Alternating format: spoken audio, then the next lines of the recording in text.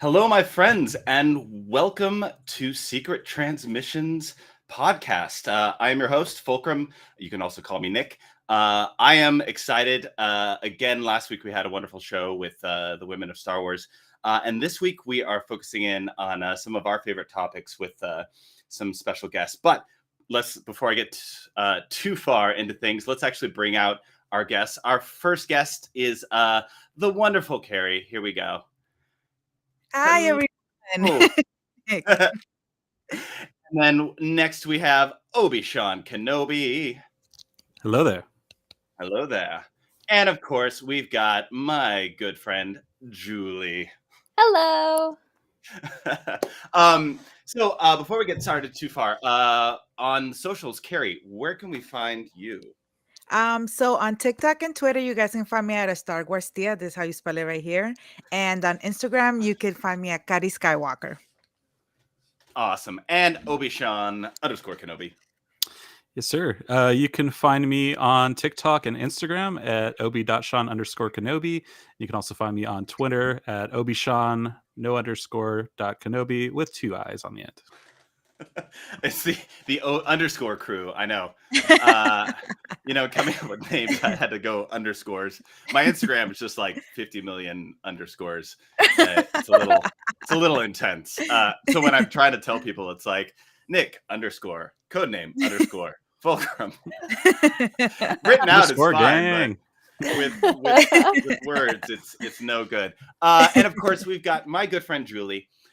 Coming to you from all the way the top hat of the Americas in Canada. In Canada, yep. In Canada. How you doing, Julie? I'm doing great. I'm super excited to be here. So, of course, let's go ahead and look and see who we have in the chat. We've got Sarah. We've got Margot. Hello.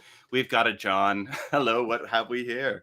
But everybody in the chat, give a little shout out, let us know that you're out there, and of course like this video. That helps get things out there. Subscribe, all those good things. Before we get started too far, I want to kind of introduce our topic for today, and it's near and dear to a lot of us, but especially those in this chat here. We have our wonderful Kanan Jarrus and Hera and Dula. Just all the love right there. So that's going to be our main topic today. We will talk about Mando much later on, but we'll give spoiler warnings before that. But just looking at that gets me in my feels. Julie, unfortunately, Julie just watched the episode Jedi Knight before coming on here. I finished literally 10 minutes before the podcast because I was like, I'll watch a little bit more Rebels again, yesterday and today. I'm going to finish this episode. And then I'm like, why did I do that to myself? I'm just crying and then trying to, I'm going to be puffy for the podcast. What am I doing? I mean, if you don't ugly cry during that episode, there's something terribly wrong with you. Right. No feeling. I cry on the inside a lot of times. I get the feels, but the actual tears. And a lot of you have Hera or Kanan stuff. So you got the earrings. You got the Hera earrings. Yeah, I got these from Occasional Geek on Etsy, and she does these a bunch of different inspired but Star Wars inspired stuff, and her stuff is super lovely. I basically bought her entire Star Wars line, so I have a lot of stuff. Anyway, yeah. So for today, I thought it was appropriate. Keeping small businesses employed. That helps. And Obi-Wan, you've got I've got my gentle giant statuette Kanan here. And he's got some interchangeable head. And then, of course, I'm a big Black Series collector, so I've got my Kanan and my hair right here as well. Oh. Wait, this freaks me out. Change Kanan's head. This is gonna. That's just. God! No. And then you've got Jedi Knight Kanan. Here, I'll give him his eyesight back. Here you go. Yeah. You can see. There we now, go. Kanan. See, we all have. You can see back. all my Kanan and Hera stuff is actually at Sarah's. So I have the Kalikori. Mm, Very Oh, cool. that is so cool. Oh, and of course, I have to show this off. Let's go. So for Halloween, we actually did the Ghost Crew. Oh, I remember that. You guys look so freaking cool. My favorite part is Little Chopper. I know. Just the little hat for Chopper. He's adorable. Oh my god. That's great. My involvement in putting this the little cosplay stuff together for Halloween was showing up. Sarah did all the work, and I showed You up. guys and looked put everything amazing. on. Oh my gosh, that was so good. Shout And out that to was just for Sarah. Halloween. That wasn't, yeah.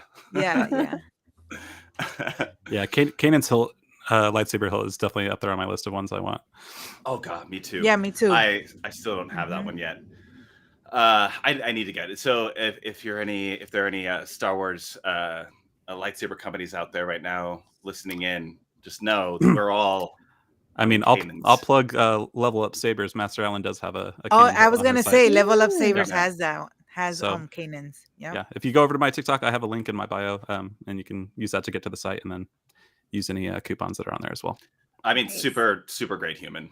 Yeah. And He's the always best. good to support, especially lately with the whole tree Tree disaster. Oh my apocalypse. gosh, I Yeah. know. Had a tree fall in the yard. It was a big to do. Ooh. Yeah. Mhm. So there's probably still good deals and stuff on the website for that. Hmm. All right. Let's actually get into topic. So Hera and Kanan. Let me bring up another good. All right, this is the feels. Hmm. I know. One of the best relationships in Star Wars.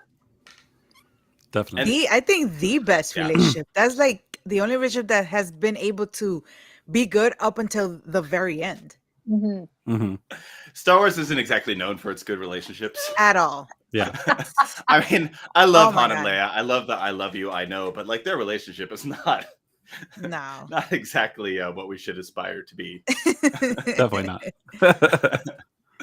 But I mean, Sarah having put together the cosplay, like, and having us do that, I'm like, yes, Hera and Kanan, that is us. That is a good one to be. And the interesting thing about it in the show is that they don't lean into the relationship too hard. Mhm. It's Mhm. always there, but they're just kind of solid. They're never having like, yeah, they have these little spats about things, but nothing really pretty insignificant Yeah. when it comes to their relationship. I mean, we actually get them communicating with each other, which again is something that Star Wars is people are horrible at. As we've seen, nobody Yeah. likes to talk to each other. They're like, it's like taboo. Oh my God, we got to communicate. But they actually took the time to, talk things out. Anytime, there was an issue or problem or something that had to be solved, they took their time and they actually spoke to each other and they listened to each other, which was also important. And I like how, as the series progressed, over the 4 seasons, that we get little peaks of their, the romantic side of their relationship, just a little crumbs and kind of building up into Jedi Knight. Until finally giving us a freaking kiss. Like we've been asking for 4 seasons. Like damn, just And- kiss already. Wow. And like finally, I like mean, saying "I love you," like on yeah. camera, Oh my God. Yeah. I love you. But Yeah. at least we knew that off screen something else happened because she ended up with a kid. I don't know what you're talking about. Nah, he he was just there. He's just another child of the Force. It just happened. But the fact that they showed they showed their affection towards each other throughout the show, and like her calling him love and stuff like that throughout. Like even though we didn't get like the "I love you, I know" moments throughout that until the end, we still got a lot of that. Oh yeah, we got a lot of affection between them. A lot of the hugging and like the little code words and stuff like that. So that was nice. Them sealing away like moments during the show, so they'd be in an alleyway for 3 seconds, and they'd have this like beautiful little intimate moments, and then they'd almost kiss, or just they'd look at each other, and there's just so much there's so much in those little details, and even if it was just Yes. a fraction of a second, and then the episode moves on. Well, and they're Curse you, dealing. Dave Filoni. Yeah, and He's they're just like dealing with. teasing us. I mean, it was just I all know. teasing and stuff, but hey. But I mean, they're dealing with so much. I mean, they go from Mhm. doing their own thing to being more heavily involved with the rebellion, then Yeah. also managing the ghost crew, which is like herding cats sometimes. The And kids. also then the kids. kids. And then Yeah. also, Kanan now having to delve more into, his Jedi stuff with Mhm. Ezra, and then when Ahsoka came around, he had that going on for himself. Yeah. Mhm. So going back just for a moment, if open communication and was a part of Star Wars, we would have like no movies or TV shows At all. If people haven't actually Everything would be communicated- resolved. Yeah. Anakin never turned to the dark side because he actually went and talked to somebody about his Anakin, I sense you're afraid. Let's talk about that. Oh, He went and talked- yes. He went and talked to that I'm not- therapy robot. Yes, they should have had therapy robot. There is a therapy robot in actually in some books that Hera's in. Oh, really? The Alphabet Squadron. Yeah. There's basically a therapy like robot. I think it used to be like a torture droid or something, and they got Oh my god. It's like different type of emotions now. Got the IG-11 reprogram. Yeah. basically exactly what that was. Now he's a nurse droid. Like, can you imagine talking to like a torture droid for like with your I know. feelings?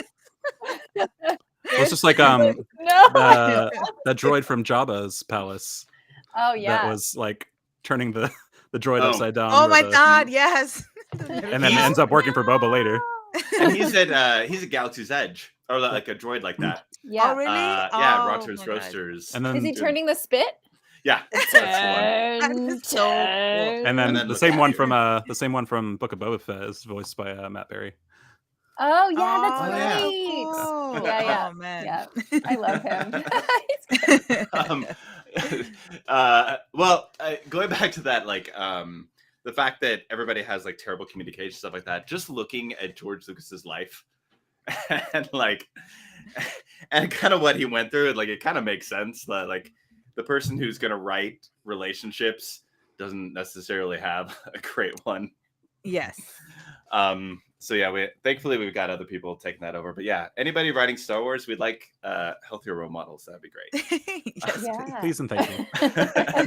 I mean, now with Mando, some of the stuff like they're I'm not gonna give it too many spoilers, but like Mhm. we'll talk about that later. But like Bo-Katan and just like father-son relationship and things that we're getting thematically, at least that's out there.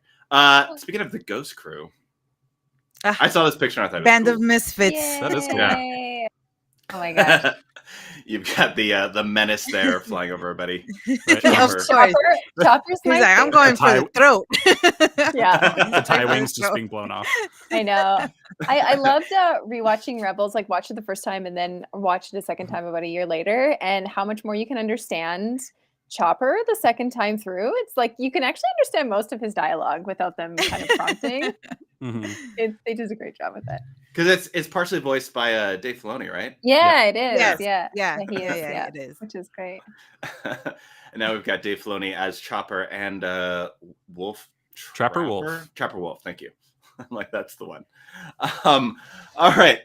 So going into a couple of themes when it comes to relationships, and when it comes to relationships in Star Wars, particularly to Jedi, is that idea of attachments.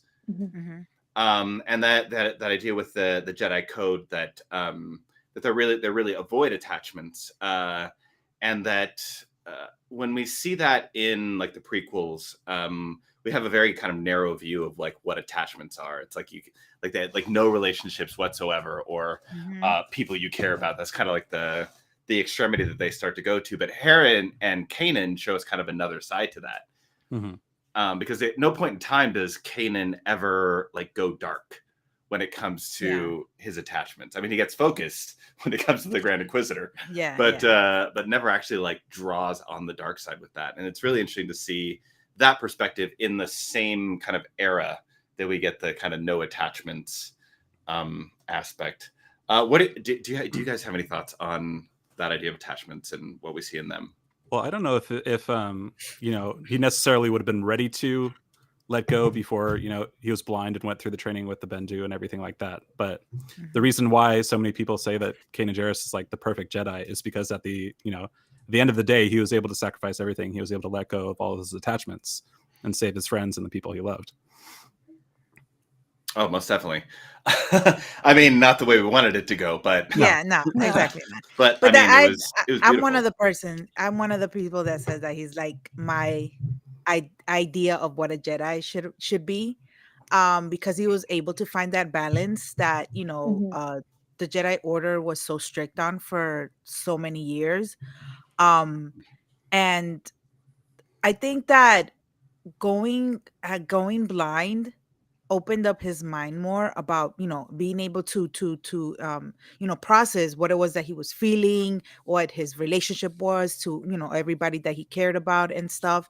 So I really love that we got to see this different side of what the Jedi and the Force and the Jedi in relationship with the Force and the attachment stuff, the conversation was about. I love that they used Kanan for that, and showed us that we could actually be in, because the whole thing was you can't be in a relationship, because I'm Mm. pretty sure all these Jedis basically fell in love at some point, right? Like Mhm. we already know that. But but they were like, oh no, but I can't be with you, because attachment. But then Kanan showed us something so different, and it was able to work out at the end. So I was really happy that they was able to, you know, um give us that insight there. And I And think yeah, go ahead. against the Jedi code of no attachment, some of our most successful like Jedi moments where we have people saving the day, you are all of those Jedi are surrounded by family or friends or folks that they're in a relationship with. So Mhm. it's interesting because I think some of the most successful Jedi actually follow the practice of having friendships and having attachments, rather than a lot of this kind of cold, strict, uh, like policy that eventually they didn't talk to each other. It eventually led to their demise, right? Like if Anakin was allowed to Mhm. have, uh, you know. Padme out in the open, maybe we wouldn't have the same outcome. So I think, yeah, Kanan is this absolutely beautiful example of how that actually really works for the Jedi. Like it actually follows their whole principles, even though it breaks that one part of it. Well, I'm Mhm. sure the part of him Of too course. felt like he didn't really have to adhere to the Jedi Code as much Yeah, after Order absolutely. 66 happened, After and Yeah, there Yeah. were no more yeah. Jedi, yeah, fair Of enough. course not. Well, For sure. so how do you think Kanan would have turned out if the Jedi Order had survived? I hmm. think he would have been, because his Deepa was a very awesome, teacher. She came from Mace Windu, lineage, and she was awesome. I from I know we didn't get much of her obviously in any movies, and just a little bit in the Bad Batch, but I read the Kanan comics, and oh my god, she was so fascinated in those comics, and she would have been, I think Kanan would have came out to be a great Jedi either way. Obviously not the Kanan that we have now. He would have been a little bit more reserved, of course, uh but I think he would have been a great Jedi as well. We see the different Jedi, and I feel like Kanan kind of falls into this, like Qui-Gon, some other Jedi that kind of follow their own path as a Jedi, like as Hmm. The opposed to Maverick. like the yeah. Mhm, yeah. And we see that a lot more when it comes to like the High Republic books. We Yes, see the way Jedi, seekers. yeah, we see Hmm. Jedi kind of following what they feel the Force is leading them towards versus like this is how I have to be a Jedi. Hmm. And we see a little bit more like with that in those books, but with Kanan, I feel like he would have kind of been like a Qui-Gon, where he's like he has his own standards and he tries to follow the Force and has his own interpretations of what Hmm. some of those meanings are. I see him as maybe him being a mix of like Qui-Gon and maybe like Quinlan Voss. Mhm. Yeah, I can see that. Oh, Quinlan, when are you going to have your return? But Kanan is definitely like a product of his experiences. Yeah, absolutely. Yeah, I mean Absolutely that's is. very true. I mean Mhm. there's a if you all don't know, there's a book with Hera and Kanan called New Dawn. And then done. I haven't. It's been a while since I've read it. I haven't read it came out yet. years ago. I haven't read it either yet. I know I have to get to it too. all I remember, like besides them meeting, is that like Kanan has a very like kind of Cal Kestis. If you know Jedi Fallen Order at all, Cal Kestis kind of like the beginning storyline, I guess. That like you're a hidden Jedi. You're kind of hiding your powers, and what happens when your Jedi morals are challenged, as far as what you're used to. Yeah. Jedi Fallen Order prequel, Caleb Doom on the run. Ooh. Get to it, EA.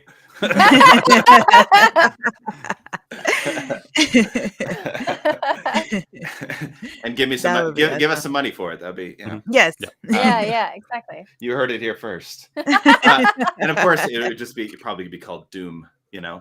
as opposed to Dune. Yeah. Yes. Doom. Doom.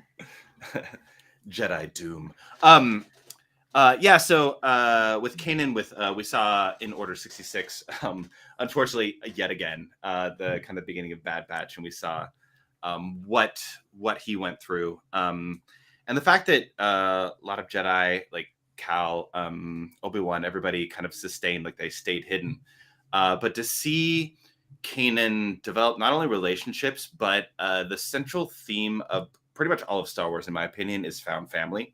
That idea that it's not the family that you're born with necessarily. It's the family that you find, that you surround yourself with, which I think is kind of the core of Star Wars from the very beginning. Yes, since A New Hope.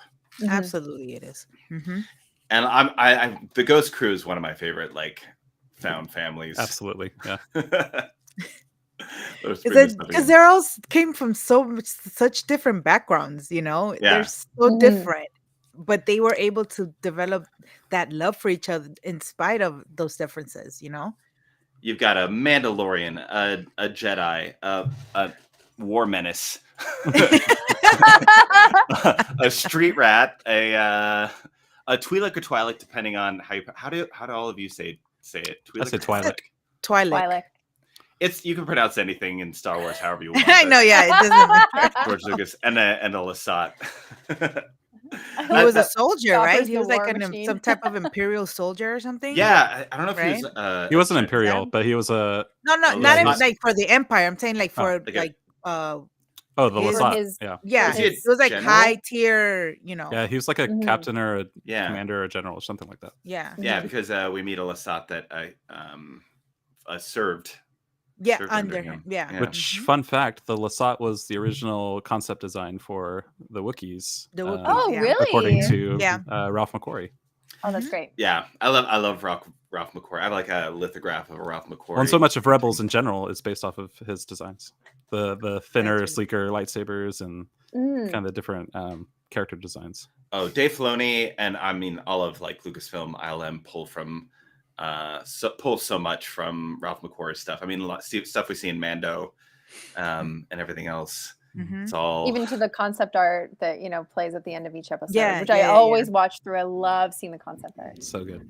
Yeah. Oh yeah, and like the original C-3PO design and Chopper, I think is one of the original, like is based on kind of the original droid. Like I think there's like a Chopper looking one with arms, a Ralph McQuarrie one.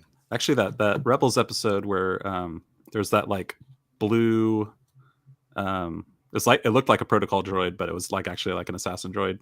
Oh yeah, and that was based off the original. Was that like the protocol? Alan Rickman, but not Alan Rickman? No, not that one. No. But he was in that episode. Yeah. Sorry, yeah, I know what you mean. That he saw the droid starts all cute and nice, and then he just turns into some crazy, psycho killer. Yes. Let's go on to their contributions to the rebellion. Which I mean, of all the things we've seen when it comes to like Rogue One, when it comes to all this stuff, I mean the Ghost Crew had some of the biggest contributions to the rebellion that I've seen. Oh, let's bring up because when I say Ghost, sometimes I've gotten people on videos that like Ghost Crew. What is the Ghost Crew? Well, we saw the crew, but this is the Ghost, the ship that we Love see it. in some of the. I know. Ghost. Somebody All said right. it's bigger than the Millennium Falcon, which Is is it? wild to me. That It the is? style of ship Wait is a minute. bigger than. Yeah, Wait a tick. somebody said that to me, and I was like, I don't believe We need you. somebody that does the math calculations thing. Yeah, so they can- yes. Somebody go look it up. Yes. Go Google that right now. And apparently But I they're got something bigger. for us on that. I came prepared. Where's the Do you? Wikipedia? All right. There we go. The Millennium Falcon and the okay. Ghost. So now I mean, they're close, but the if we're Ghost if we're is- going off of this, the Ghost looks smaller. it But does it look might be smaller, though depth it's farther perception though. away. Yeah. Mm. Some nerd is going to comment. But in then maybe this. it's spacious, more effort. spacious inside than Yeah, what the Millennium Falcon is, because the Millennium is like looks like a pancake. makes sense. It would be bigger though. Yeah, I think it's just the style of ship is supposed to be, or like the type of ship is supposed to be bigger. Okay. They're both Corellian though, right? Or maybe I just have no maybe idea. just the Falcon. So I actually have don't no know if the idea. Ghost is Corellian or not. Hmm. That I have no feel idea. there's sometimes when there's like certain facts, I'm like, oh no, my nerd part's gonna get taken away from me. I mean, that's why we have the internet.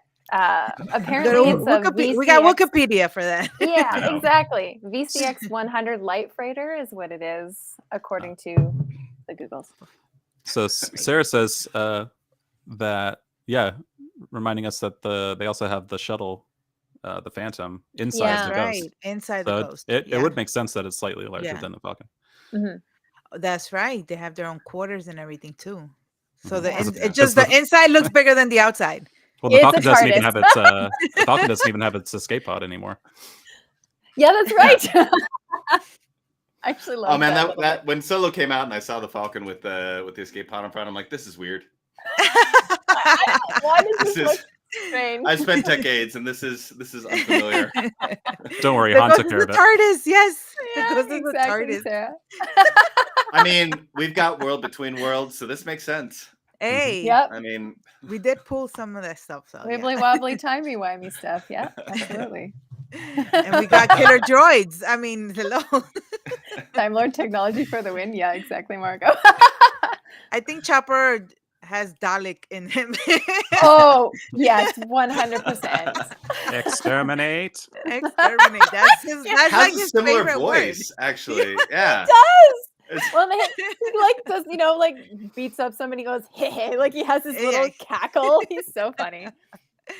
word. I think going forward, he is now a Dalek. It explains man. so much. Why, Really like, whenever he explains so blows much. up a ship, he's like, You could just tell him because like. Oh, you just dear. had upgrades with his arms. His you little, know, versus little like having pinchers. little plungers. yeah, exactly. Oh man. I think as far as contributions go, I know like Hera was pretty on board From to the help the get. rebellion, kind of from the get-go. Mhm. And Kanan was a lot more hesitant, and he kind of wanted to be not involved and them to keep doing their own thing and help in small ways, but not looking at the bigger picture.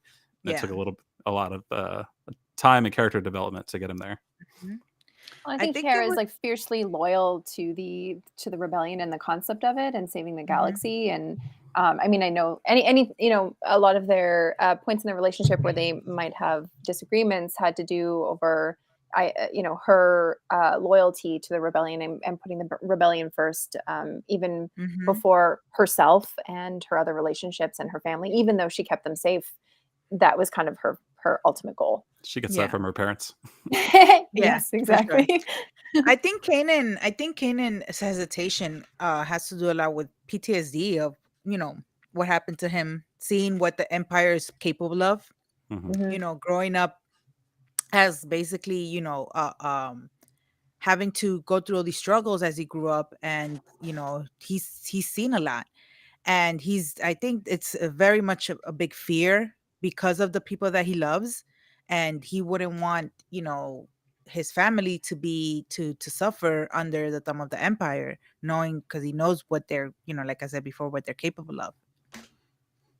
Yeah, I think there was definitely a lot of fear going into that, and like what you said earlier about him becoming blind, but then being able to see more, Mhm. and that type of way. I mean, there were definitely fears that he had to get over. I mean, like the end of the first season, like when he's first season, yeah, when he's going up against the Grand Inquisitor, Mm-hmm. and like he thinks Ezra fell off Ezra, in Paris or something, and he's the whole like I have nothing left to fear. Mhm. Because he's afraid of losing his people, and he's always trying to protect them. So there's always that. And of course, oh, sorry, go ahead, Julie. I was just gonna say, and protect Ezra in a way that he couldn't protect his master. You see like the moment in Order 66. And I know I actually haven't read the comic, but I was watching a video that was showing kind of the differences between that scene and Bad Batch. Being taking on a Padawan and being fiercely loyal to them and wanting to make sure to keep them safe. I think that moment for him. And a lot of Hera again goes back to family. Like Cham Syndulla, kind of the lead rebellion leader on Ryloth. Yeah, she comes from a long line of freedom fighters. Yeah, French freedom fighters.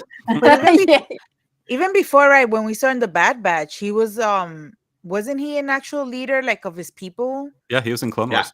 Yeah, he's in No, wasn't that Bad Batch that we saw him in with Hera when she was little? Yeah, he's in both. With Omega. He's been in pretty much all the shows now. Yeah. So she's always seen that leadership in her family and stuff. So she has that in her for sure. And I think that's why they butt heads a lot, is they're very similar in their almost single-mindedness of trying to help and trying to do good in the world of the galaxy. Just Cham is very concentrated on Ryloth, where Hera's like the galaxy. The galaxy, the bigger picture. Yeah, everyone. We will help everyone. Yeah. I would also put something out there. Lucasfilm Star Wars is to have a Les Mis version on Ryloth. Little Ryloth Les Mis. What? Yeah, I mean they've got French accents, so there you go. That's like the most important thing. You got the accent down. I mean, it's all right there. They're rebellious, and and they've got the accents. French for some reason. Yeah. The first time she started to go into the French accent, it definitely weirded me out. I'm like, what's going on? What are we doing? What's happening?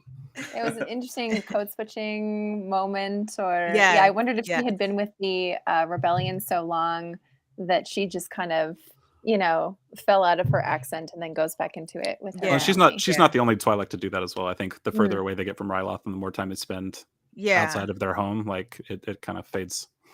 Yeah. Because I've heard really, really like, I don't know if you guys have read Tempest Runner, and did you guys hear the audiobook? Yeah. Lorna D, she's this Twi'lek called Lorna D. Her accent is so heavy and so rough. Like it's like really, really prevalent, and it's very different from how we listen to them in the shows and stuff. So yeah, their accent is very, very important. Interesting. And they have like sharp teeth for the most part a lot. Yes, right? they do. Yes. That's always weird how that's portrayed. I think the men file them down over time. Yes, that's I what think it is. that's what it is. Yeah, they file them down. And then they also have the males have the more protruding forehead. Yeah. And then the women have the conical. The cones. Yeah. The cone. The little cone ears. Yeah. See, I love my geek family. I've learned when it comes to like nerdery and geekery, is you surround yourself with the people who can fill in the gaps for you. Everybody's got a specialty. Yeah. But I think overall, like over all 4 seasons, like each character obviously comes in with like their own type of personal baggage, and it's really cool to see like both them juggle that as well as like finding their place in the rebellion and like what their contributions are going to be. I'm just giggling at Sarah's comments. Yeah, no, it's like the Twi'lek dental practice. Sarah, I'm not doing that. I'm not doing it. Wait. Oh yeah, Yeah, Nick is like, well, wait, they- we got to consider certain things here, you know. Whoa. Please, no.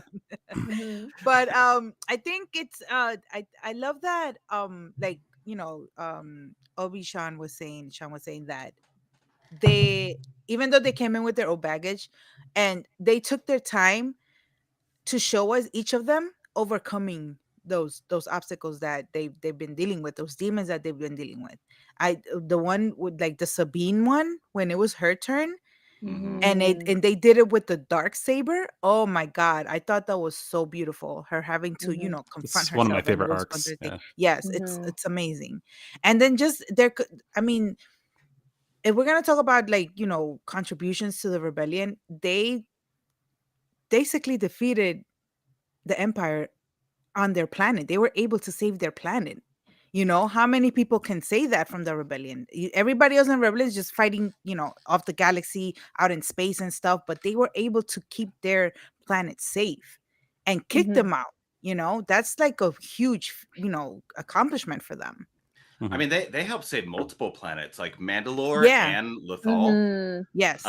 I mean that their contributions, and I still to this day think that, I mean, if it hadn't been for them, Thrawn would have been the undoing for the rebellion. Oh yeah. If Absolutely. Oh, Thrawn had stayed around, absolutely. like a New Hope, His they would Thai have. project. Forget Yeah, it. his Thai 100%. project would have been the Yeah. end all be all.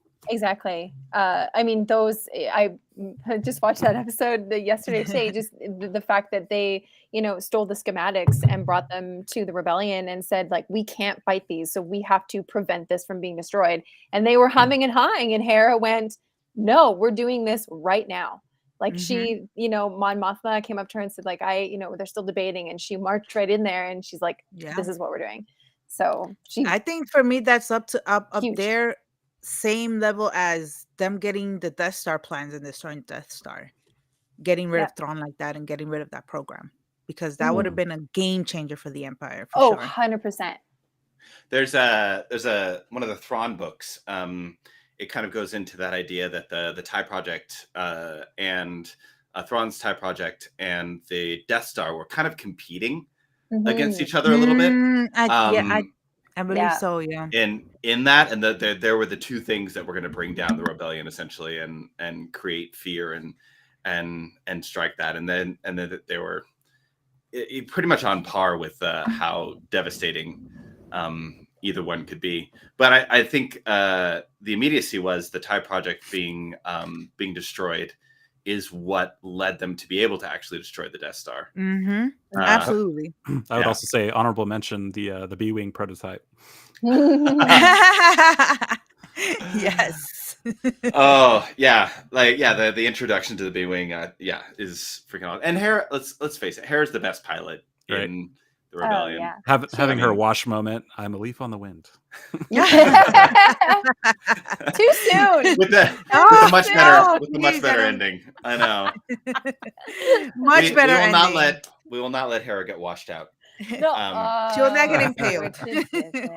No, I mean, I'm stoked to have Hera for the Ahsoka show. Yes.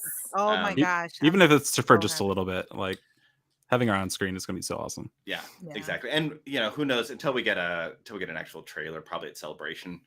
Yes, I mean there's a panel. One of them, the main panels is Ahsoka, so I think we're gonna get some. I'm pretty sure they're gonna. Are you guys going to Celebration? I am. Julie's on my Celebration crew. Yeah. Oh, nice. Okay, so I'll see you guys there then. Oh yeah. So the other couple people in the chat, Sarah and John, will also be. Oh, that's awesome. You'll see us, and I know. Sorry, Sean. It's right. 2025 is going to be my year, y'all. Oh, yes. Right. Yeah. I'm just bringing it up because I just want to make sure that everybody signed up for the lottery for the panels, for the full panels. So, yeah, we did. Yeah, we have like 5 or 6 more days to sign up or something like that. Oh, is it only a week? Yeah. Oh my gosh. They give people about a week or something like that. Wow. I think. And badges got mailed out today. I got an email. I think we're doing. Too. Did you? Oh, I'm doing pickup. Okay. Yeah. So. Well, there's all that whole international thing that. Yeah. That doesn't help with that. Yeah. So we'll get to all like freak out at the celebration. Yes, That would yes, be yes. great. Don't worry, Sean. I'm a broke dance instructor. So all actually, good. I was like, I talked to promoters out in the UK, and I'm like, hey, you wanna do a workshop the weekend after the celebration? Because I got to bankroll this trip. it's one of the things about having connections around the world with dance that I got people everywhere. But now it's Star Wars awesome. and dance. Now I've got the world. Yeah. But yeah, just with having a little one, and yeah, this year just wasn't in the cards, but gives me another year and a half to save up, and hopefully it's in either Anaheim or Orlando, and you know, we can squeeze I'm a most likely Galaxy's to be Edge back in the meetup US. in there as well. Oh, most Yeah. definitely. Yeah. Yeah. I hope not Florida. Yeah, I'm hoping for Anaheim again, or maybe even Chicago would be really cool. Chicago, I think, would be although cool. the Galactic Cruiser is also in Florida. It's so expensive. It's so expensive. I know. I can't justify it until they bring it down like another grand or two. It's okay. I'll just Hopefully stay for within the another next 2 years celebration, but yeah, exactly. One of my hopes in being a Star Wars creator is grow things enough where they start offering you more free things. Yeah. Like that someday. Yes. And then take your children, John and Yeah. Julie. I'm child size. absolutely. I'll sleep in a bunk bed. I will. Listen, I'm doing this for the freebies, okay? I'm on TikTok trying to get these freebies going. The wonder why my kid John has a beard. That Why is he taller than you? Don't ask genetics questions. on the mother's not- These are side. not the kids you're looking for. what are you gonna say, Sean? Don't upset the Wookiee.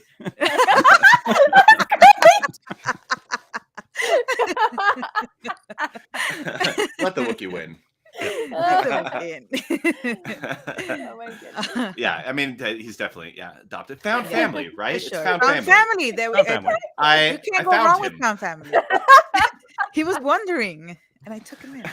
It's a make Oh wish. man, it's so funny when it comes to found family, that idea that when being on social media and like making videos and dealing with people in comments and whatnot, the fact that like some of the negativity around somebody taking a last name or anything else, the whole like central core for how many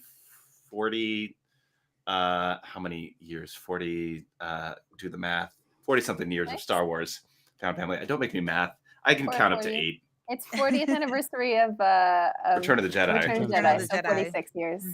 Thank you. I'm like, oh no, math is failing me. Math is Yeah. hard counting. This is Julie, what thank you, calculators are because for. me and math, no. We're good. Even as a dance instructor, we're like scatting the entire time, so it's like zoobity bop. What count is that on? 1, 2, 3, it's Scoobity Bop. It's on boop. It's on You'll count need to boop. count to 8 or maybe 2, depending on how you roll it. So you're fine. I somehow always manage to like avoid the drama. I never get those type of comments in my videos. So like, I'm glad you don't. and I'd probably have a lot more followers if I were like responding to a bunch of negativity with positivity, but I don't know. It just doesn't happen with me. So I mean, it's only certain like hot topics that really happens with for the most part. But if you're surrounding yourself with that kind of solid, with that solid the base of people, it's nice not to have. It's to basically create that kind of inclusive, safe bubble for people to kind of live in. I think is kind of all of our goals with that. I think it's like a Russian roulette. It just, if it happens, one of your videos happens to land on that side of TikTok, then you get it. Because I mean, I don't get it all the time, just some of the time, thankfully. But it's just, this video just happened to land on that side, and now got the bros in the comments and stuff. So it's just the main kind of hot topics. But I don't mind. Like in the beginning when you're trying to build, you're like you're careful to like not ruffle too many feathers, I think, in the beginning. But then eventually you're kind of like, nope, I'm gonna face this head on. Yeah. So like getting Ray Day restarted and stuff like that. It's kind of like I don't want to hide in the shadows when it comes to topics. I'd rather just be able to talk about what I want to talk about and try to like put those positive vibes out there. Like absolutely. You'll get a better following that way. I mean, you're gonna get people that want to celebrate the joy of Star Wars, and like everybody loves Star Wars in their own way. You know, everybody connects with it in a different way, and I think you're going to find a following that you like and want to be around, and it's like that idea of like a family and a community, rather than having to cater to folks that maybe you don't want there. So I think that that's a good policy. Yeah, and we've been able to grow that on TikTok a lot more. Like we've got a nice community there, and I think all of us are also kind of building that on YouTube as well with a lot of the same, people. But trying to branch out. I definitely like in building YouTube right now. Definitely got a lot of comments on certain videos.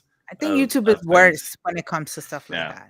Because they don't, at least with TikTok you can like kind of like report and stuff like that. YouTube is like lawless land. Say whatever you want. Yeah, it's the outer rim. Yes, it is. It is the outer rim. I mean, it's been around for a long time, you know, almost since the inception of like instant messaging, and you know, 25 years old now, so yeah, it's the I'm old. I can do whatever I want. The fact that like my dance career like goes like well before YouTube started, I'm like, oh no. It's fine. We're all fine here now. Thank you. How are you? How are you? Yeah, and a lot of like in things that are happening in the world, like a lot of the negativity towards drag right now. It's like, and the fact that with the Ahsoka coming up, I'm like, okay, now's the time I'm going to do my Ahsoka cosplay. Yes. I'm putting this together, you know? Oh my God, that would be so cool. That would be awesome. I basically just have to make the armor for the legs and wrists, and then I'm done. I mean, that's basically I have to do a lot of foam work that I haven't really done before. So yeah. That's awesome. Me and my wife went to a drag show for New Year's Eve this past year. It was awesome. Oh, it's great. It's fantastic. I mean, some of the nicest, kindest, wonderful people you'll meet are in communities like that, and they're so funny and so entertaining. Like they're entertainers. Like they're so amazing at what they do. My housemate was doing when over the pandemic was doing final for, and I got made over in drag, and I looked fantastic. My legs, yeah.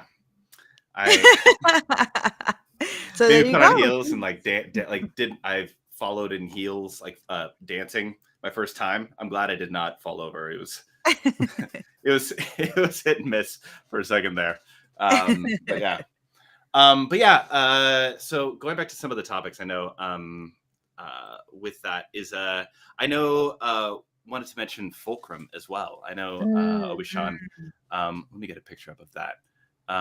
But with Fulcrum and the Rebels and the contributions of that, is there something you want to lead us up on?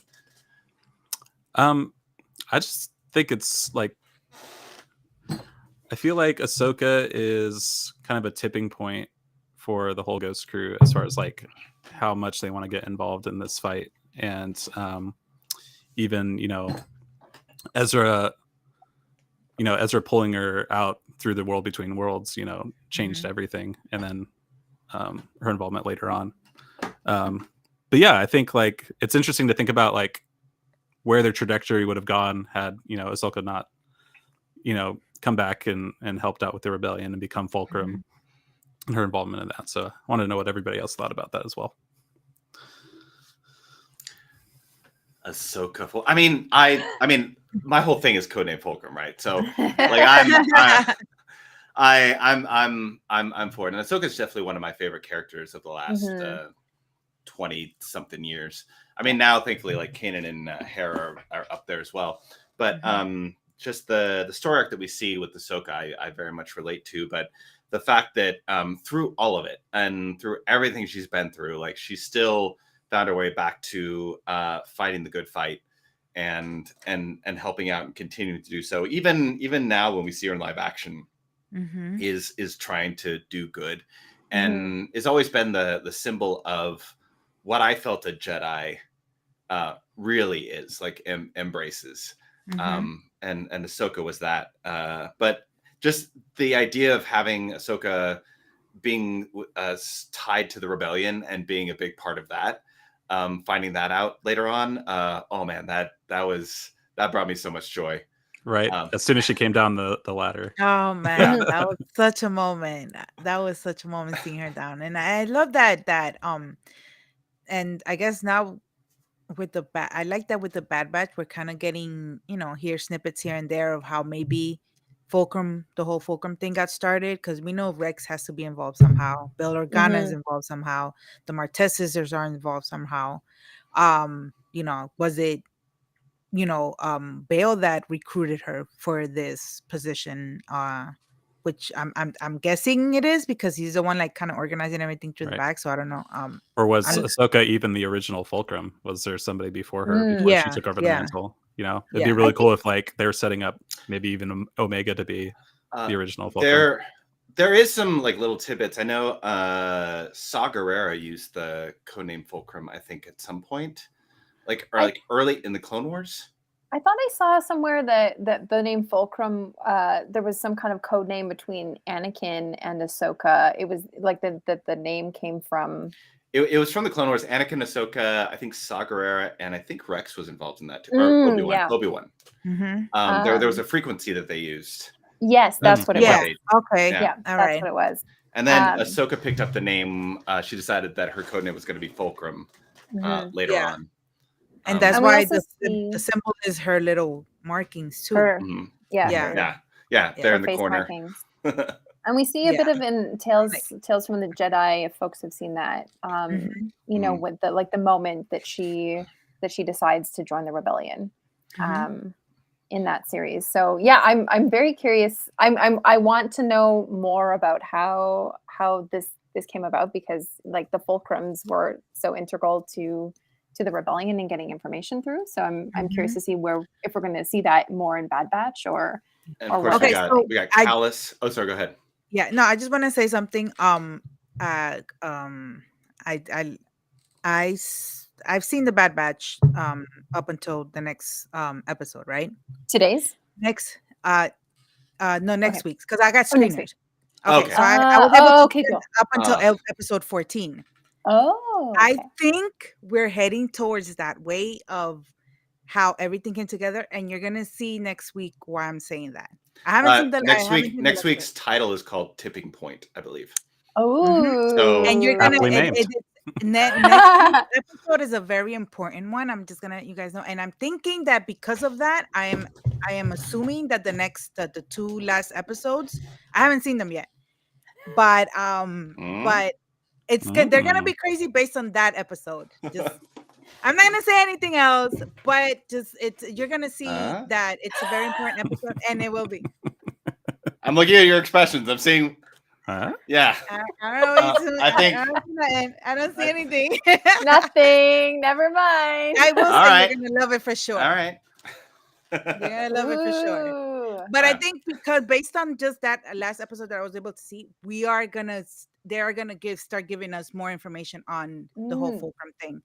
Maybe at the end of the season, or even the third season or whatever. But we're heading towards that for sure. And I think Andor was part of like the Fulcrum. I'm not sure exactly what exactly his role is, but I think he was. I think Andor was a Fulcrum. Yeah, because it was. Oh, was he? He was a recruiter, I think. Okay. Yeah, because then there was Callus that became Fulcrum. That was a Fulcrum as well, and then Andor was considered a Fulcrum as well. Yeah, and Ahsoka being the first Fulcrum, but there were several that kind of like worked in the shadows, I guess you could say, recruited and kind of coordinated things in the background. Yeah. Oh man, next week. Okay, I'm excited. Me too. Now I have to wait a week. Oh, no. I am so impatient. So impatient. No. You guys are gonna love it. You guys are gonna love it. I've been really. I know we're not talking about Bad Batch right now, but I've really enjoyed this season so far. I've really enjoyed Bad Batch. I've enjoyed it too. Yeah. Such a key moment. Yeah. They're diving into themes that I very much appreciate. Like they're going a little bit deeper this season. With certain thematic things, which I appreciate. They've had some like heavy hitting episodes with Cody and Yeah, last week's. I think this season's way more emotional than the first season. Yeah. I think the first season, it felt, well, the series to me feels a lot like Clone Wars does, where it has these kind of like stuff happens episodes and then pod racing, la la la, and then it has these like, woof, like these really heavy hitting episodes. So that's why the series, it feels a lot the same. Versus Rebels, I think, is very consistent throughout, even when they have more episodic things. It's like very consistent. But that's how it feels to me. Yeah, I mean, I definitely am appreciating Bad Batch a lot more. I mean, I would say Rebels is probably my favorite animated. Same. I know it's always like Rebels is my favorite show or Clone Wars, but yeah. But I know if you like online, if you say like Rebels is your favorite, man, the comments. Really? Clone Wars? Avid Clone Wars people will like fight you like to the death. Either avid Clone Wars people or like people who just refuse to watch Rebels. Because it looks ugly. It's like it looks stupid. I'm not going to watch it. The lightsabers are too thin. I'm not going to watch it. That's wild to me. Like, I mean, some I do of the prefer best the lore. Yeah, in freaking Star Wars. I do prefer the animation style of Clone Wars. I like the kind of really linear, blocky. I really love that animation style. Yeah. But like I don't know. That just sounds silly. I love Clone Wars, and I don't know what my favorite series is, but I love Clone Wars. I love Rebels. Like, yeah, I don't know. Watch Rebels if you haven't seen it. There were some shots. There were some shots from like the season of Bad Batch that looked so real. Like the scenery shots or just like the standalone shots. Like there's a shot of Rampart when he's like in his office, like, and you can see Coruscant in the background, and it's like very dimly lit in his office. But like for just a brief moment, it looked like a hyper realistic, like almost lifelike shot. It was so cool. Oh yeah, their animation with this animation. Yeah. No, animation has been amazing. Yeah. From like Clone Wars when they brought back for season 7. I mean, just it's night and day when it comes to that. Yeah. Yeah. My only gripe with the Rebels animation is they did Yoda so dirty. And Anakin. Anakin and Yoda? Yeah. Yeah. Anakin Yoda, looks a little soft, yeah. Yoda, yeah, absolutely. Yoda looks like a meth addict. Yeah. I mean, so Yoda's cane is medicinal. No, that Geimer stick. Yeah. Hey. So I mean, medicinal. Maybe he does giggle a lot. Yep. You're a can. Yes. That is definitely not a sober person laugh, I will say. No. Those Dagobah gases got to him for sure. I mean, when you get to be that old, you can do what you want. Oh yeah. Rocking. I'm inhaling all these fumes. Down by the seas, I'm strolling. Run, jump. Yeah. I mean, when we got Yaddle in Tales of the Jedi, everybody's first reaction when Yaddle speaks is like, "What? Yaddle speaks just fine. What's going on, Yoda? Bryce Dallas Howard, what's happening? Yeah, are you just messing with us?" Oh, I'm telling you, in his youth, he was a little crazy during his youth, and then it's just like completely rewired his speaking patterns. He's such a clown. He is such a clown. I mean, if you just look at his introduction in Empire, and he's crawling around and stuff and throwing scrap around. And he was a class clown for sure. When he was for sure. Yeah, absolutely. I still love Yoda though. Oh yeah, me too. All right. When it comes to, sorry, I know we were kind of going on some great tangents. Back to that idea of like Rebels and Fulcrum. As far as what you hope to see in Ahsoka, in the Ahsoka series, obviously, I mean, we know we're getting Sabine. I mean, most likely, Mary Elizabeth Winstead is going to be Hera. Most likely, that's kind of what seems to be. Like but the big rumor, yeah. But when it comes to, and there's been so many rumors that, we don't need to like go. Yeah. Sorry, I gotta. Yoda's like the King Boomy of Star Wars. Truth. Facts. But what are things that like in live action that like you really hope, even if you don't think it's possible, but like you hope you get in live action for Ahsoka? Go ahead, Kari. I was gonna say, I mean, I'm pretty sure we're gonna get Anakin, something with Anakin, because we know Hayden is coming back. Be it flashbacks or force ghosts. I just don't want it to be a big part of her story, because I want this story to just be her, because her story has always been connected to Anakin. You know, we haven't had her story just with her doing her own thing. It's always her connected to somebody else. You know, so I mean, obviously I want to see that interaction there. It would be the best if it was a force ghost thing, like they actually got to talk to each other after the whole Empire thing, Empire Strikes Back and stuff. But I also want to, I mean, obviously the story's gonna concentrate on like finding Thrawn, I guess, and Ezra. So I just can't wait to see them and how that story went, and how they're gonna be able to find them and stuff. So that's gonna What be are really y'all's cool. thoughts on like Wait, large, Sarah, large... is this about me or is this about Yoda? What? Sorry, go ahead. I was gonna say, what are y'all's thoughts on like Lars Mikkelsen like still like vehemently denying that he's playing Thrawn? I trust nothing. Yeah. Like everybody that's denied something. I mean, like Liam Neeson. It's yeah. like, I am not trust in nothing. Star Wars again. That is not. Yeah, I I'm mean, not playing that role. obviously, I'd like to see all the big hitters. So yeah, we want to see Ezra, we want to see Sabine and Hera and Chopper, we want to see, obviously the world between worlds is going to be a big factor. Seeing that in live action would be really cool. Yeah, that's going to be really cool. Yeah, I want to see the little Morai in live action too. Oh yeah, Her little friend. Yes.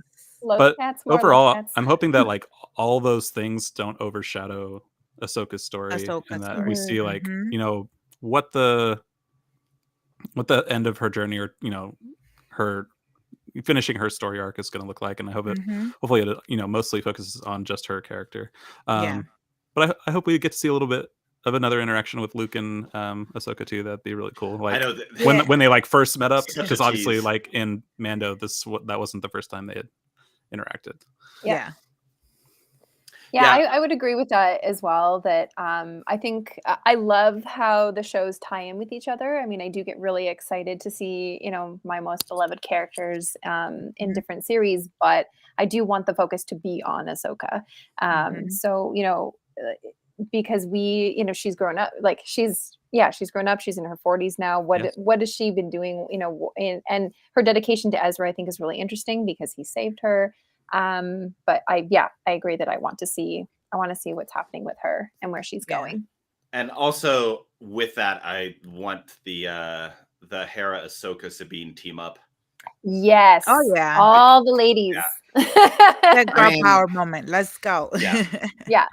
Definitely hoping for that little team. I mean, we see glimpses of that possibility, like in the little teaser stuff they put out there. I know Dave Filoni was in interviews was talking about the idea of when it comes to what they're building right now with the kind of the Mandoverse thing, is that he and Favreau are building to something bigger with all these shows. So there's like a bigger storyline that's going to be coming out that is also possibly borrowing from some of the EU. Which is very interesting. And that of course, like everybody knows the original Thrawn trilogy in as Legends, that I'm now that we're got the tease of Thrawn, like we could be borrowing from some of that. So it'll be interesting to see what they do, what they borrow, and what they create on their own. I think I also want to find out, like, I mean, I know she wants to find Thrawn because I guess that would lead to Ezra, but also because she be wanting to find him just because she might be scared that if wherever he's at, or if he ends up coming back, he's a big threat. We already know he's a huge threat. So she wants to make sure that he's not going to continue being a threat, as for sure. So that's why one of the main reasons she wants to find them so urgently as well. Yeah. But also now that we're just dealing with Imperial remnants at this point, where does Thrawn's loyalty lie at this point? Is it still to the Empire? Is it to the Chiss Ascendancy? Or is he even the big bad threat? Is there something even worse out there in the unknown regions when him and Ezra were out there? Well, you see a lot of Thrawn's motivations in the first of the new canon Thrawn trilogies, and he, in that series, you see where it leads to him being so ruthless in Rebels. You can kind of see that trajectory, but you also see the humanity and the nuance in his character, and that he is using the Empire because it serves his purposes, his higher purpose, which is to serve the Chiss Ascendancy. But he isn't evil in the same way that, let's say, Palpatine is. So I feel like his story could go in either direction depending on where people's alliances are. Like if he finds that Ahsoka could help him, for example, maybe they are allies. I don't know. Yeah, I don't know if Ahsoka would do that, but yeah. But I mean, at this point, Ahsoka doesn't know that, so to that's her, true. she's like, for sure. he's evil. He's a bad absolutely. person. Yeah, for sure. I mean, I don't see them changing Thrawn to be kind of like a good guy at this point. I mean, yes, we. So I was having this conversation with actually Sarah like last week or something like that, where like having read the newer Thrawn books and getting the backstory on Thrawn, like my view of Thrawn is a little like muddled in that like I see like he's trying to do good for, but then really if you stand back and look at it, like it really is kind of a sociopath, like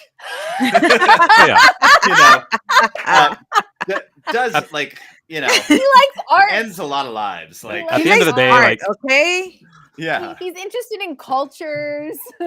I mean, he'll end your culture, but he will preserve your culture. He will. Yeah. He might be a sociopath. Yeah, it's true. Yeah. At the end of the day, even if he's not serving the Empire, he's serving himself. So absolutely, yeah. Sometimes, getting those backstories of some people, I'm kind of like, but, and then I fall into the Anakin trap. No, Anakin did bad things. Yeah. So both Bad Batch and some of the Mandoverse are doing a really good job of like setting up the cloning and filling in those gaps and those plot holes of how Palpatine somehow returned. But how do you think that the Ahsoka show is going to? Is it going to give us more of that, or is it going to be its own isolated story in a way? Because a lot of what the Mandoverse is doing is filling in those gaps. Yeah, that.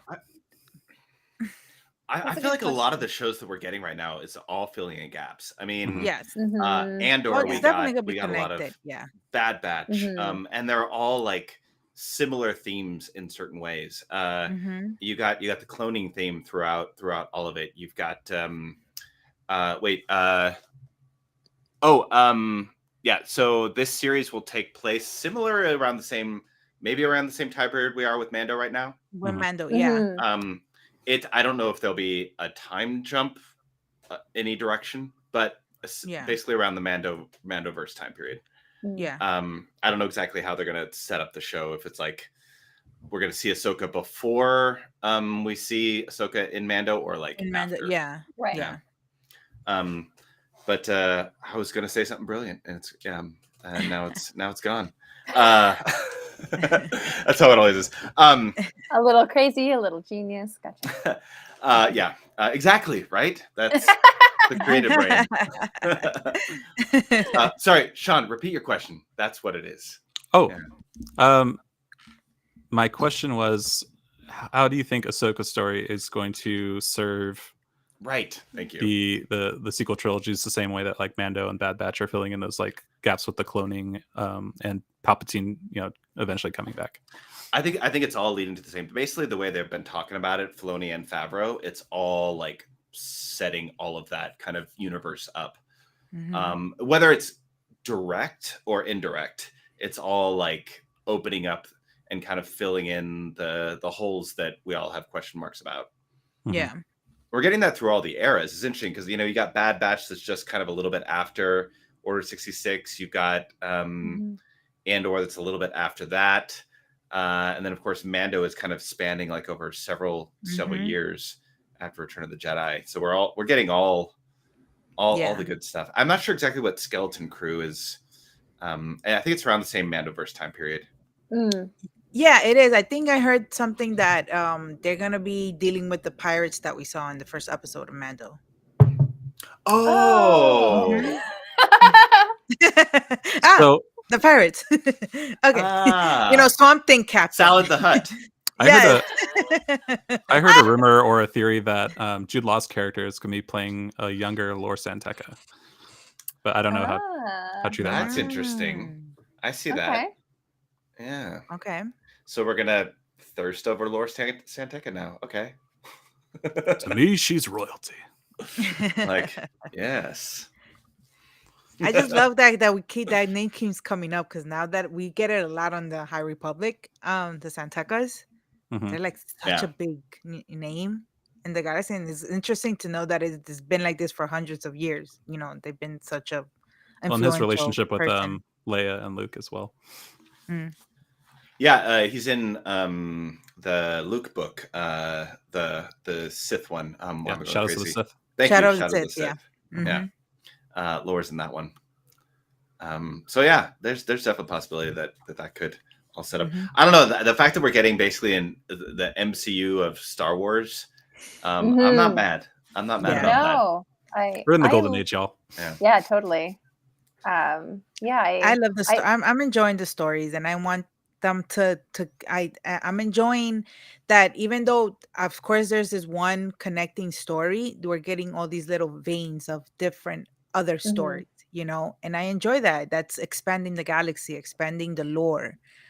A lot of people could complain about that. I'm like, why is that a problem that we're getting so how fun it is to be able to see, these new species or this new planet, what everybody else was doing during the time of the Empire or the New Republic or, whatever. Different perspectives. I mean, it's a huge Yeah. galaxy. Yeah, it's like, oh no, we have more Star Wars to watch. Dang. It's a lot. There's definitely a lot of people that can't really let go of the EU or Legends. There's a lot of they that can't let go of Skywalker Saga. Yeah, the Skywalker Saga. They can't because that's like their core thing. Everything has to be connected to the Skywalkers. Even though I'm a huge Anakin stan, I can't. It's not realistic either. Anyway, to just have the same story about the same characters over and over again. That's boring. Yeah. So speaking of new stuff, you want to talk about Mandalorian? Sure do. All right, this is your spoiler warning, everybody. If you've not seen today's episode, we love you, but you might not want to listen in after this. So it's your spoiler warning if you need to leave. But be sure to like and subscribe before you do, because that helps. Subscribe, yeah, people. like and subscribe. I know we love you. Thank you. All right, so spoilers done. Where are they going with this? This so latest crazy. episode. That's wild. Actually, Sean, your question about the tie-in with Ahsoka, there was that what they're doing. I was just thinking of that, but I didn't want to say anything. What they're doing with I am forgetting her name, Elia Kane. Elia Kane. And like, does that tie in somehow? Because it feels like they're I don't know, like maybe I don't know if she's tying in with cloning or if they're taking that in that direction. I think we are seeing the tail end of Imperial remnants and starting to see the first crumbs of the First Order being formed. Yeah. That moment with her with the like adjusting her jacket was so Imperial, and then I just absolutely. I mean, I saw through her the entire episode, but she was so smarmy. It's way too nice. Way too nice. I know. Like automatic. But talk about sociopath, like. Oh my god. Textbook. Here, have would work well with Ron. I'm gonna fry you so well, yeah. And then eat a cookie. I got you cookies. The other ones. But before we get into the Pershing arc, I wanted to talk about Bo-Katan withholding Sing the Mythosaur to Din. and what Mhm. what her end Yes. game is with that. That was the biggest bookmark in Star Wars history, I think. Yeah. Is that Yes. Yes. It is. well, we'll get back to that mythosaur thing later That on. was so weird. I'm gonna leave I you mean, I there loved it. hanging. I We're gonna hate leave you it. guys hanging because we know you love, you're gonna want it. So we're I gonna mean, leave you ultimately, I hanging. think she might be using it to to further her own advantage later on. Oh yeah, for sure. I think, but not in a bad way, Not in a because bad way. No. I think she's starting to see, so kind of a change there, not fully to how, culty, the armor and Mhm. Din are, but that she's starting to get that spark of like that, okay, I'm a Mandalorian. Yeah, getting her What does pride that back. mean? What is that Yeah. tradition? What is that creed? And I think probably she's gonna start feeling that that's what she was missing before when she had Mhm. the dark saber and she was leading everybody. Mhm. She probably was missing that part of being a Mandalorian because it is that creed is part of them, and she wasn't embracing it. It's So a sense of maybe, family belonging for her too, right? mm-hmm, Because she was so much on her own and she became an outcast and she was rejecting everything. mm-hmm, And then that moment, when they like what you're saying, like when they tell her, you haven't taken off your helmet yet. No, I haven't. Well, you're one of us until you decide mm-hmm. otherwise. And then you just I don't know, you just get this moment of her being like, okay, and everybody's kind Yeah, of patting them on the back and Yeah. Well, in that shot of her looking at the mythosaur at the Mythosaur. sigil. mythosaur, yeah, and then exactly. we could see that because like when she got the dark saber again and she went to go fight against Moff Gideon and stuff like that, the clans were still divided. She didn't have the full support of all of the rest of the clans and Mhm. stuff. Mhm. So that's probably a big reason why she failed, again that time.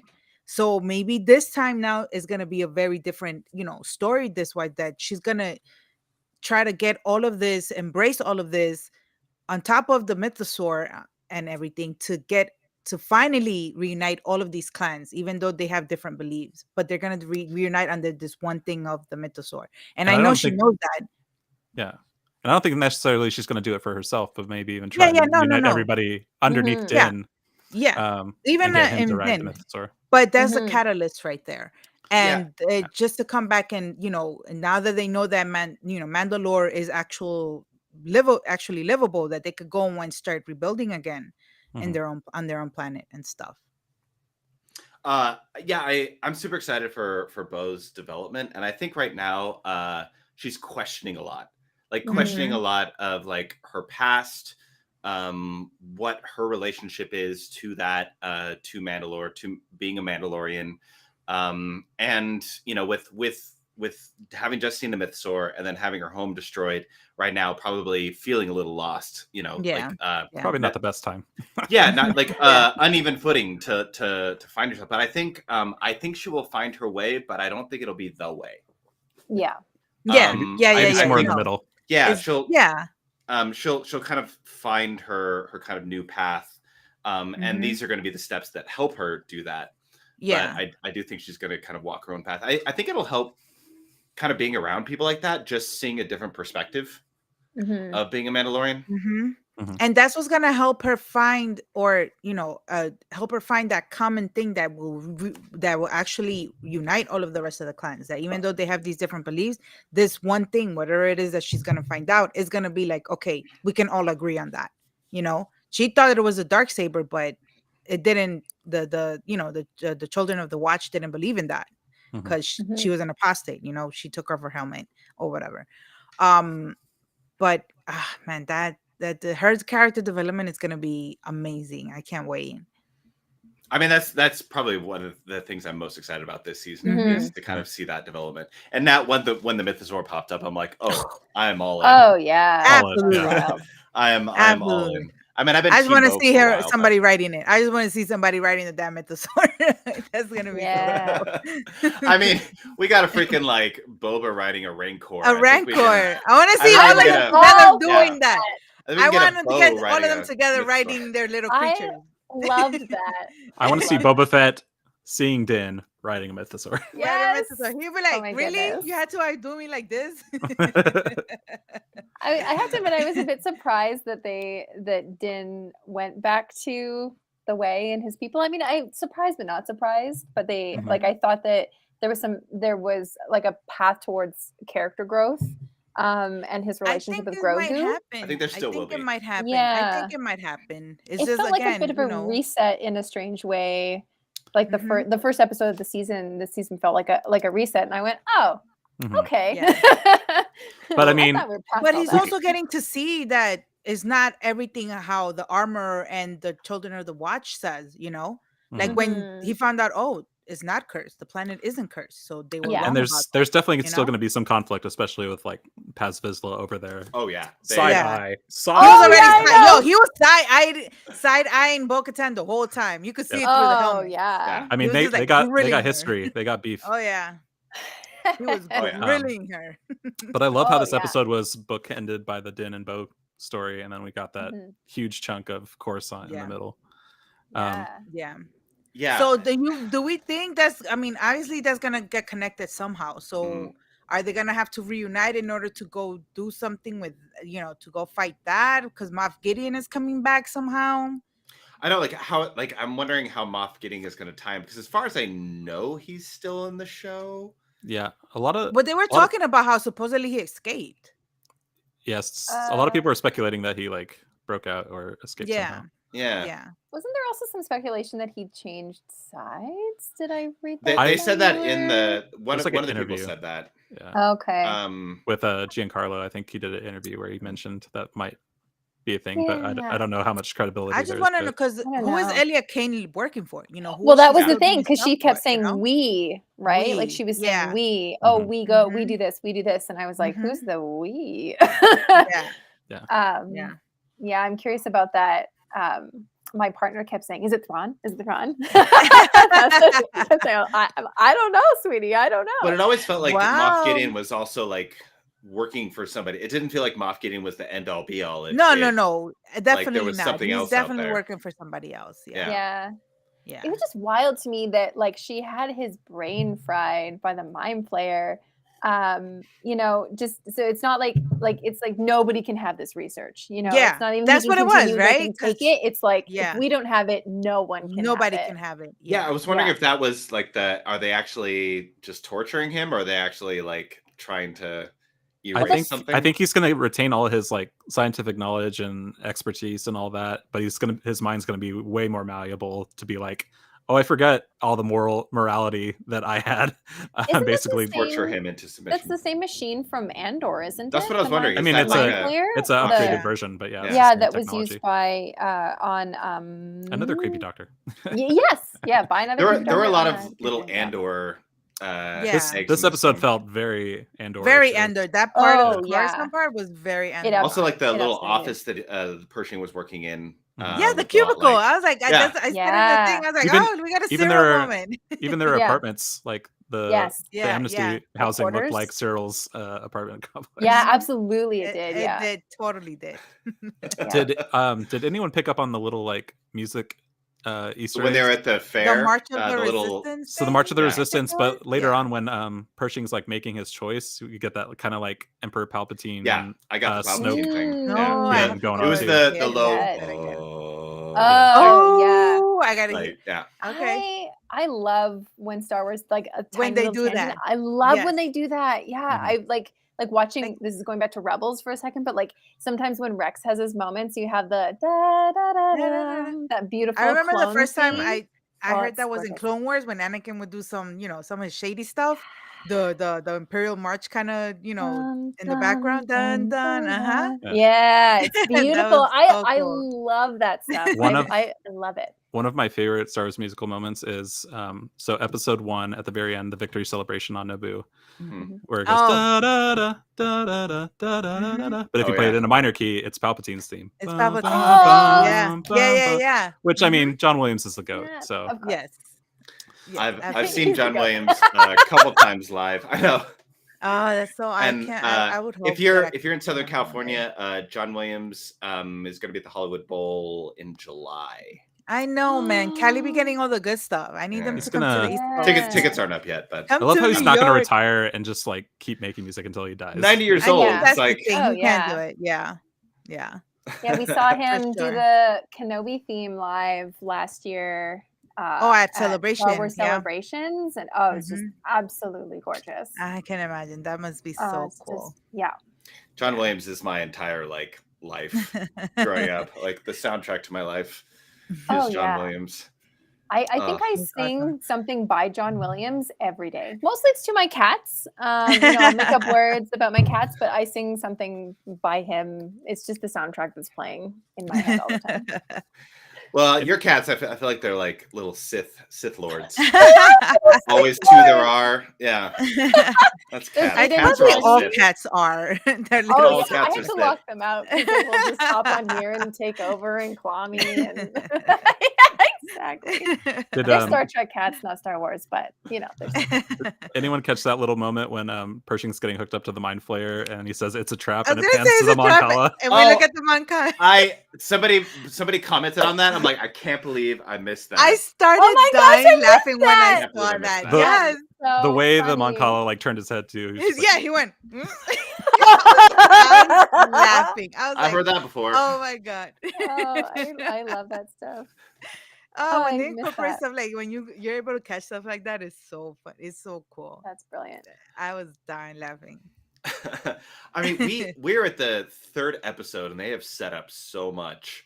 So much Right? stuff. This already. season is It's- going quick. Like I We still thought have the whole 5 season was episodes to gonna go. be I thought the whole season was gonna be him and his journey to the mines, Right. trying to do that. But like, nope. But he second has to episode. go to his side quest in order to complete something to get something else. Like I thought that was gonna Yeah. happen with the first one with that G11. He's like, all right, but that's gonna be the second episode. He's gonna have to go find the motherboard. I whatever, was the so circuit board for hoping IG.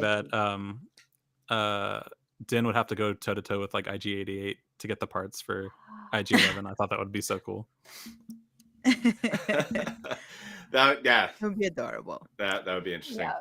But And- I think IG11 is gonna come back because they wouldn't bring him back and mention Yeah, And Right. then And and they're then working throw on them him. away. Yeah, they are. My Anzellan people, man, the Anzellans are some of the best parts.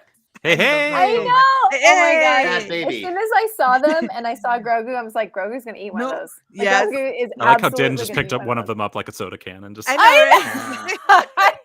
No. Nope, I- the Boken. That was like my favorite, like the So Boken. good. I love how they're bringing in so many of those like really Star Warsy elements from the OT into these Mhm. series. Like I'm all for the droids and the creatures. The Like those are the things. puppets. Oh yeah, growing up like that is like, I mean, Return of the Jedi is still my favorite film. Mhm. And I love all of those little elements, and I love we got a that we lot get of that to this see. episode. Oh Yeah. yeah. And like I love that we get to see live action Loth cats, and I love that R5 is Mhm. back, and I just love, we have a little BD. Like I just love all of those little creatures, and we Mhm. get to see the pit droids, all those things. I just love those elements and Yeah. how well they're doing them, and then bringing them in with actual puppetry and stuff like that, Yeah. and building them the mechs and everything. And Yeah. So cool. Yeah. What's interesting storytelling wise is that the first, well, I mean, even Mando 2.5 with Book of Boba Fett, Din always had like a very like one objective. Mhm. Like this one is like, okay, save the kid, and then it's get the kid to Jedi, and then it's like it's very side quest. redemption. Yeah, it's redemption. Yeah. And now he's like, finished everything. He's free. Like, okay. So Now that what? and I love that because we don't know. Mhm. Now Yeah. we have no idea. Because the other 2 seasons they set up, in the beginning they set up what the whole story was, so we knew what it was going to be about. Now we have no idea. Like especially with this Coruscant It story. could go in any direction. Where are we going? Yeah, Mhm. And I'm kind of shipping Bo and Din. I kind of am too. I know they have I'm like starting to a little bit. Yeah. their queer vibes and stuff. Even- I mean, Bo even if it's has just her- like you know, best friend vibes, that's fine. yeah, platonic type yeah. of thing. Yeah. But they work together. They're starting They to work work well. together well. Yeah. I think They're really gonna help each other out a lot. They For really sure. are gonna help each other out a lot. I think that I keep forgetting what his name is or his actor's name. The X-wing pilot that was opposite Dave Filoni's Trapper Wolf. Yeah, I can't think of the actor name right now. Because we see him in the trailer talking Yeah. to Mando, so maybe he pulls him Okay. into the New Republic cause. Because we didn't really know that the remnants were going to be kind of the bigger threat here in this season. Because we thought, hey, it might be Bo being the foil here, or it might be the pirates. or something else. Mm. But I'm wondering if like now that the Mandalorians might have like to team up with the pirates to take down the Imperial threat, or the New Republic, Hondo. or I'm still holding out for the Christopher Lloyd Hondo cameo. Let's I'm do it. Hondo. still here for Hondo. I love Hondo. More Hondo. Doc Hondo. Doc Hondo. That'd be so Now, brilliant. if Christopher Hello, my Lloyd, friends. Great Scott. if Christopher Lloyd is playing Hondo, I really do hope they still give Jim Cummings like some sort of cameo. Like, Yeah. Jim Cummings is just brilliant. I love him so much. Like sure. that's what The Last of Us did. They gave Mhm. the voice actors a lot of the cameos, a lot of appearances. Yeah, and I know That Ashley was Eckstein cool. was really pulling for Ahsoka to get a season 2 so she could get a cameo because she was saying that she hadn't gotten called in for anything so far. Yeah. Again, I mean, they've been doing We can't a lot believe of- them. Yeah, can't believe Yeah. them. They're liars. And- They're all liars. They're all liars. And It's in their contract. Rosario and Ashley have been like doing pictures together, like Yeah. posting things and whatnot. Yeah. Like they're seeming pretty buddy right now. I trust nothing. Yeah. Something's going on there. Yeah. Oh, for sure. At least Star Wars is able to contain, spoilers and leaks and stuff. Nothing like that. Not like anymore. Spider-Man? Yeah, Not yeah, like, exactly. Ant-Man. Ant-Man, they leaked the all whole that- script. Oh, that's right. Did they really? I Oh, avoided that's hearing Reddit. what it was. wild. Yeah. We saw it on opening, and I was just trying to avoid the internet. I just tried to read nothing, see nothing. Yeah. As much as I can. I was able to. Luckily, I was able to go to an early screener of it, so I found out about the whole script leak after. I was like, "Oh, no! This is so messed up." Wow. Yeah, that's really messed up. It's like Tom Holland leaks everything for Spider-Man, so they would send like Benedict Cumberbatch to interview with him and be like, Or Don Cheadle. yeah, exactly. He'd like nip it in the bud, and he would just sit there, and you would see like sweat on his face. Pedro Pascal's already ruining things. Like he for the first time ever, he said Baby Yoda on Graham Norton. Yeah. Oh, really? So now it's out there. He's Yeah, like, he said I have Baby to go. Yoda. Yeah. I have to go now. My planet needs Disney's me. gonna be upset. Everybody says Baby Yoda. Back to the dogfight at the beginning. Why Oh, do yeah. you think the Imperials just like all of a sudden just came for Bo-Katan? And there were so many of them. There were So like many Yes. And those ties don't have hyperdrive, so like Yeah, there they're must be a interceptors fleet and- somewhere like Yeah. nearby in the Mandalorian sector. I was wondering. I thought Mando had said something about how they followed. It was something that he did, and they followed him. But I might have not heard correctly. But Well, I mentioned that in the Podwans thing where like maybe the Imperials have been like keeping tabs on Din or like tracking him somehow, and maybe just followed him to. I think so, because I'm telling you, Grogu's still gonna. It's a big play. It's gonna be a big player here if Because of the we're still asset? doing the cloning thing. Yeah. Well, yeah, like his fob might still be active with his chain code and like signature and all that. Mhm. Yeah. Oh, yeah. For all we know. And of course, like we know that there's going to be like a throwback to Order 66 again. Mm-hmm. So Mhm. like, how does that play into the show? So we've got like New Republic, something Yeah. going on there. We've got a Grogu going to deal with something. Yeah. Yeah. And of course, Yeah. we got like Imperial, like a whole freaking fleet Yeah. going after Well, them. There's a lot of question marks. I heard like a theory that scene with the Jedi might actually be what's his Oh, Mandalore Remember- the Great, or coming to get the dark Pre saber Vizsla. from the Jedi. From the Jedi. oh temple. Tar Vizsla. Tar Vizsla, yeah. Was That that it not might the, be him. Was that not the same Jedi that were in the original Grogu flashback?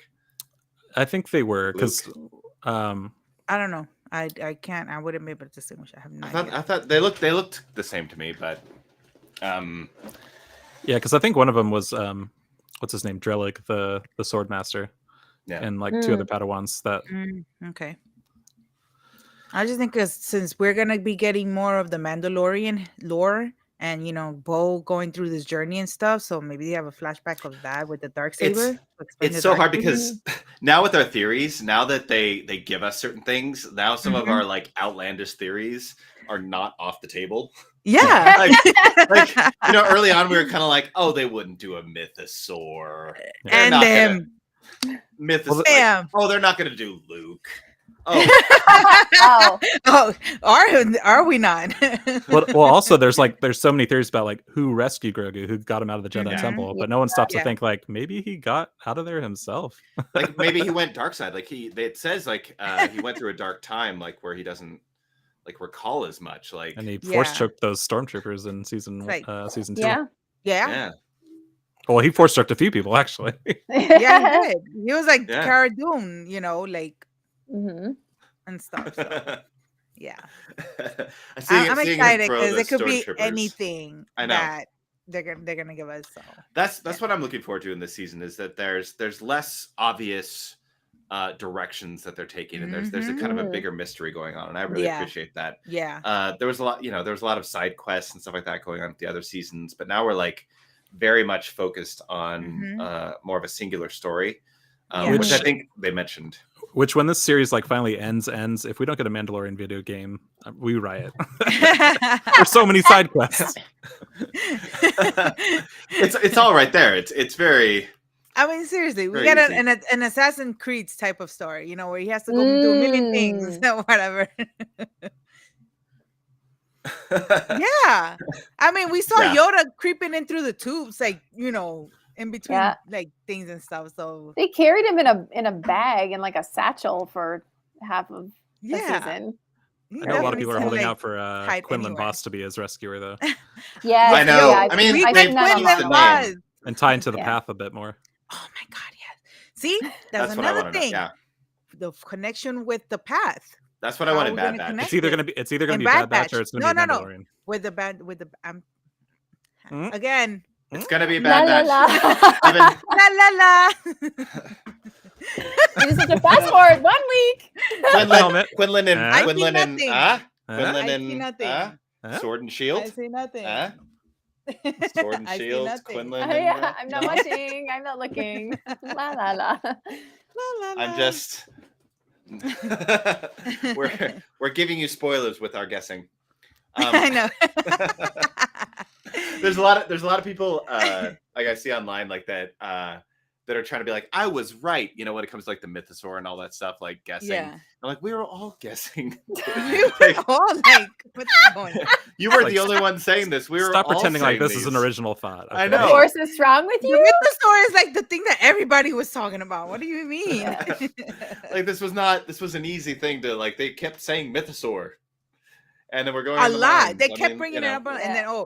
Bo-Katan just has to give us the legend of the living waters and stuff. Mhm. Come on. Yeah. Yeah. That was funny. That felt like a would you like to know more? It was like the her Yeah. tour guide like walking No, through. And here to our We're right you will walking. see. We're There you walking. go. We're And stopping. walking. Here's living waters. But they did give us a little foreshadowing the first season when the armor opened, because they focused on the sigil a lot. Yeah. Mhm. Yeah. They focused on the sigil a lot. I was very surprised that the Bo-Katan and the armor didn't know each other. Well, They I mean, didn't have that familiarity. in The their armor walking. knew of Bo-Katan, but Yeah. I don't think they've ever I met think- and stuff, right? I think the armor knows Bo-Katan, but Bo-Katan doesn't necessarily know Doesn't who know, the armor yeah, the is armor. because of the Oh armor. yeah. Oh yeah, I that's see. true. But I have this theory that I'm still gonna die on, that the armor might be Rookcast, formerly of Gar Saxon's. Mm. I mean, it Mandalorians. does have the little pointy. the horned Yeah, the the horned helmet horns, is the yeah. big thing for me. Yeah, the Mandalorians. And she would have really good. good reason to like stay hidden and like hide her face because Yeah. she tried to overthrow the government with Gar Saxon. So You know what somebody else has said too? That now that they know that Mandalore is, breathable, so obviously they're gonna want to go over there. They have all this Beskar now at their disposal from all the Mandalorians that are buried down there that are Mm. dead. Hmm. So just hopefully there aren't any more. we're gonna creepy get cyborg guys upgraded. down there. We're gonna handle. It's like we're gonna honor you.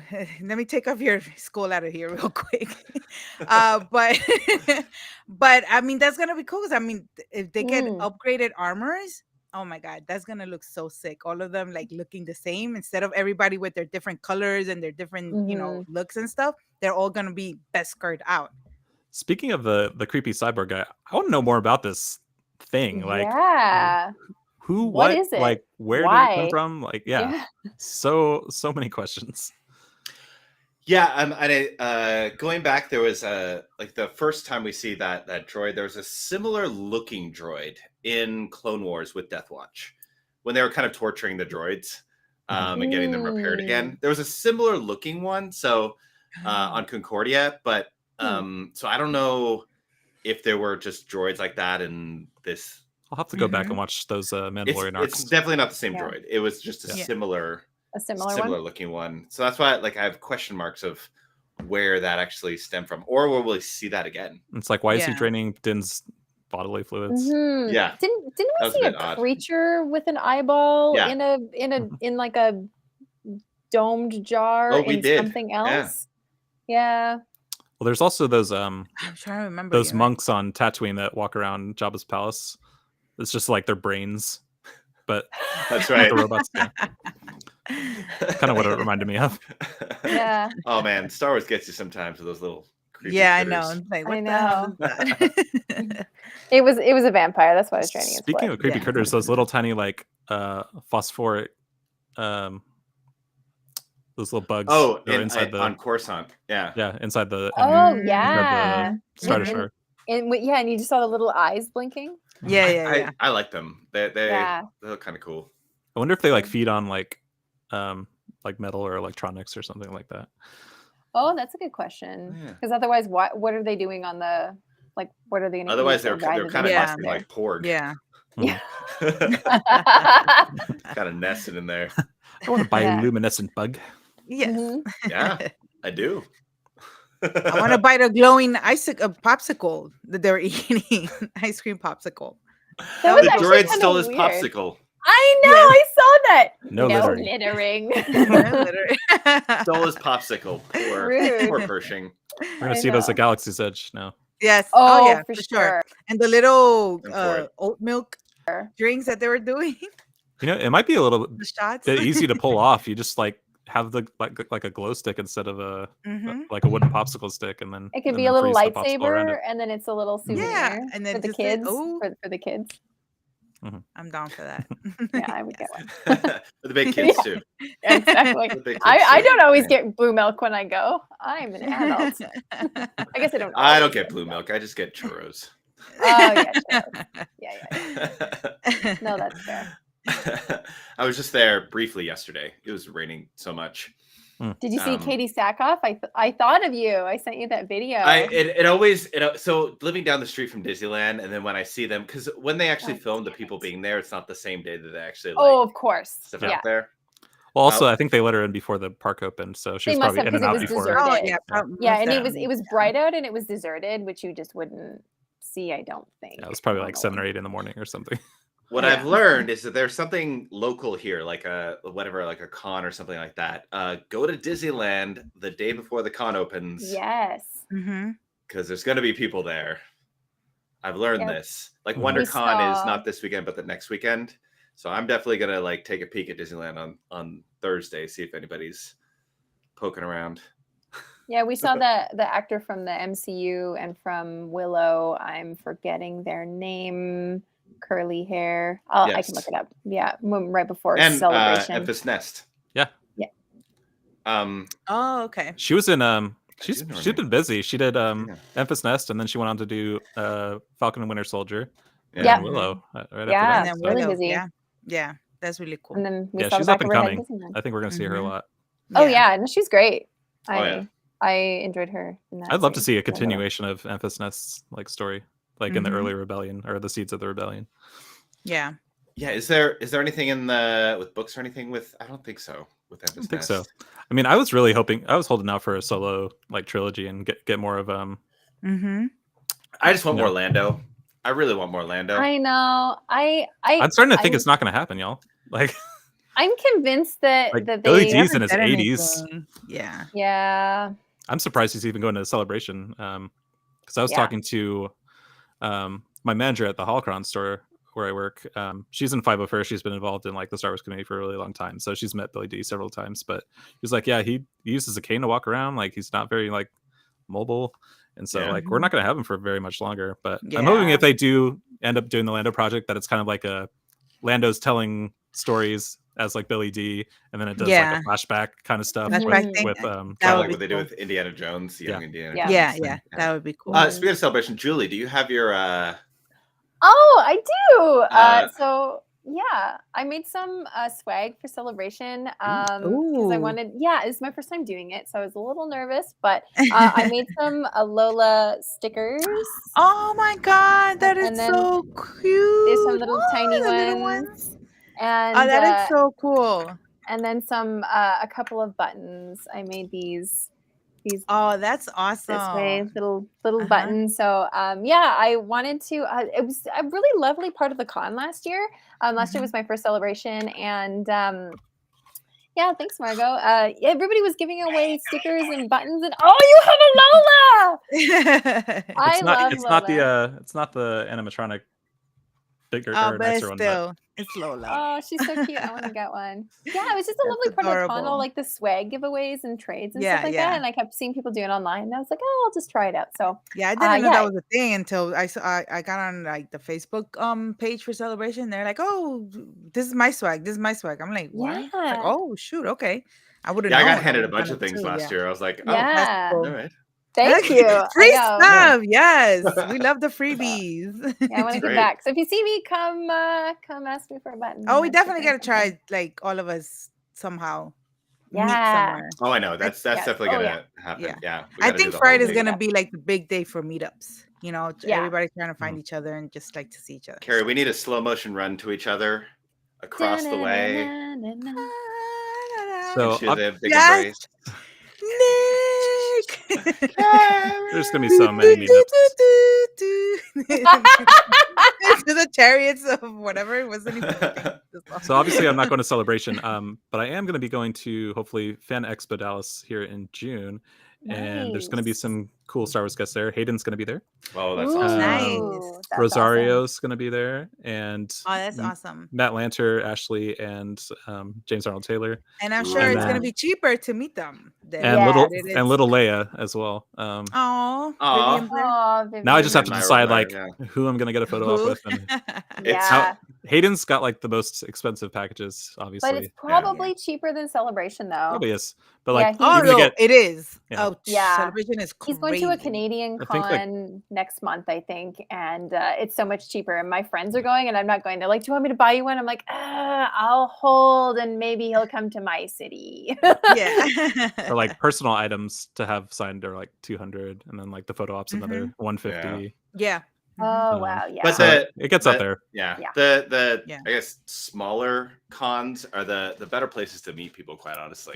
Yeah, I think- Ashley was at our local con last September and was a lot cheaper than she was at Celebration, and spent tons of time with us, like 10 minutes. Well, I'm leaning towards, time, yeah. since both Ahsokas are going to be there, I'm thinking of putting my time into meeting Rosario and meeting Ashley and getting Dang a it. signature Yeah. photo op. I mean, with this both is of the them. year for that.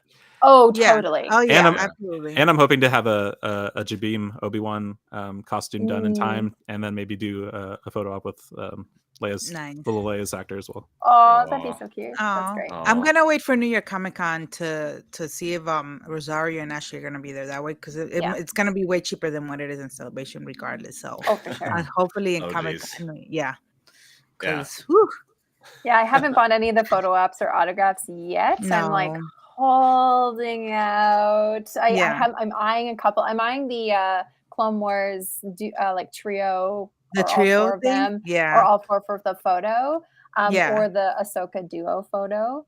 And then I'm eyeing a few of them, and I have the page open. I keep kind of looking at them every day. I go, I got but Hayden the last money." year, so at least Did I got you? that, and I don't have to, New Year Comic Con, I Yeah. got Hayden. So I was like, Oh, all right, that's where you I got. can- Yeah, because he wasn't signing Mhm. at Celebration last year.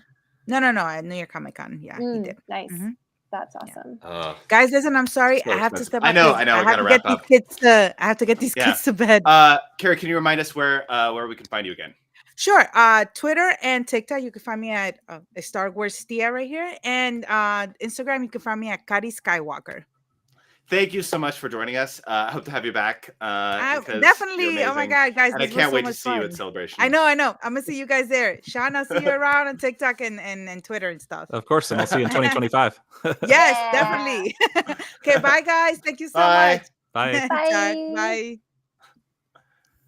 Bye. Sean, Yes, sir. how's it the working with Holocron? Mhm. Because I know you've been doing that. How's that been? It's been good. So I've been working with them since like December, so around the Mhm. holidays.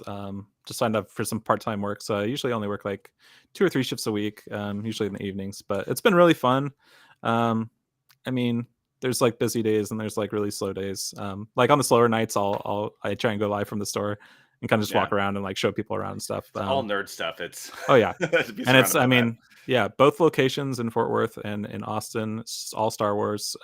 Everything from Black Series, the Kenner 3 3/4 figures, vintage stuff, helmets, lightsabers, Lego sets. Your Power of the Force 90s figures, housewares. But it's really cool. I mean, if anything, I get to hang around, Star Wars stuff for a couple hours a week and nerd out with people. But we do events and stuff too. Like the Fort Worth location just did a signing with Daniel Logan, who played young Boba Fett. Yeah. Awesome. And we do events with like the 501st and the Rebel Legion, and we work really closely with the Peter Mayhew Foundation because the owners are really good friends with Angie, who's Peter's wife. And they're also the Mayhews were actually local to Texas, or at least Angie's family was, and Peter moved here from England. Yeah. Before he passed away, but yeah, it's been a really great experience. I love nerding out, and yeah. And can you remind us where we can find you on all the socials? Yeah, so you can find me primarily on TikTok and Instagram at Obi-Shan Kenobi, which is down there in the bottom screen, and then my Twitter handle is Obi-Shan _Kenobi with an extra I on the end. Yeah. And you see I'm on everybody else's podcast too. So yeah, I'm a regular guest on Podwan's Dyad and now Secret Transmissions as well. Nice. We're basically going to be like hopping on just all each other's podcasts. Oh yeah, from here they on passed out. around. Yeah, it's fun. It's a fun little crew of everybody. But yeah, and then if you're ever in Austin, Texas, come and see me at Holocron. We're located off of 183 and Great Hills Trail, and I'm usually there on Thursday and Friday nights. I was a couple of weeks ago. I was in Austin, but I was there for an event, so I had no time. Yeah, but like Austin's great. Next time. Yeah, I worked my butt off so much that I made myself sick. Don't do that. I've had a few mutuals that have like come through, but like either haven't had time or had to skip it. Like Beth, aka Marjade Skywalker, was on a business trip a couple weeks ago, but wasn't able to come through. So I got to reach out to Beth to get on here. Yeah. And Julie, of course, you've got your Lolas. Mm-hmm. And and we'll be at Celebration. Mm-hmm. So find us if you're at Celebration. There's going to be a crew of 4 of us. If you can't find Julie, just look for the big bald guy. And I'll be wearing a droid backpack. So a big bald guy with a little droid. An R2D2 backpack following around. Unless I'm doing my Ahsoka day, and then like I'll have big Montrolls. So yeah, there'll be that. Thank you so much. Oh, sorry. Go ahead, John. Yeah. I'll say, Nick, I expect you to be working on your Lobot cosplay for 2025. I did when we talked about that. I did look that up, but like I have to get my Lobot. Do it. Yeah. Yes. Do it. when I did the one of the face changing TikTok little filters. I did the last one I did was Lobot, and it did not look good. I looked very sad as a Lobot. So maybe I'll be a younger Lobot that like hasn't seen all the years worn down yet. But it's there's only so many bald characters, but it makes wearing wigs and head gear very easy. Easy, yeah. So this is that, yeah. I usually stick to bearded Jedis. So hey, so we have to do what works for us. Exactly. Thank you so much, both of you, for being on here. Hope to have you both back. Of course, it's been a pleasure. Of course, to everybody out there, like and subscribe, like the video, subscribe to the channel. That really helps out. And of course, we're here every Wednesday at 5 p.m. Pacific, and we're coming in with themes each week. Once kind of Mando's done, going to have people coming in who've done stunt work for like Kenobi and stuff like that. So we got some specialties coming in. We'll talk everything from like the history of Star Wars games to lore. Yeah, we're gonna kind of go all over the place in such a great way. So hopefully you can tune into all of that. Again, thank you so much. And have a great night, y'all out there.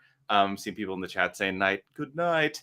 Again, it's been a pleasure. Thank you all.